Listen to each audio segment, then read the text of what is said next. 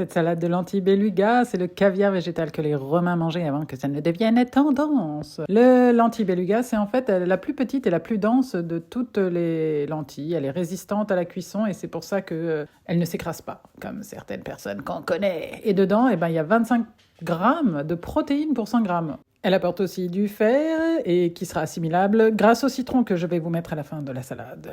Donc, pour résumer, il y a du fenouil, c'est de la vitamine C, du potassium et de l'anétol, un sorte de composé qui soulage la digestion. Le concombre, 95% d'eau, comme nous les humains, mais aussi de la vitamine K, qui est très utile pour la coagulation sanguine, vous avez compris le mot. L'échalote, vitamine B6, quercétine, un antioxydant qui travaille en silence pendant que tu dors. Et la betterave, folate, vitamine B9, il ne faut pas trop en manger d'ailleurs des folates, mais indispensable pour la synthèse de l'ADN, pour que tu restes humain. Et cette couleur rouge, c'est la bétalaïne, une molécule anti-inflammatoire que seules quelques plantes au monde produisent.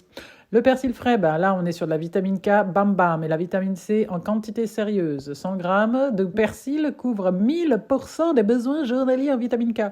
Personne ne mange 100 grammes, encore qu'on pourrait faire un pesto avec du persil. Et le vitamine C, dans le citron.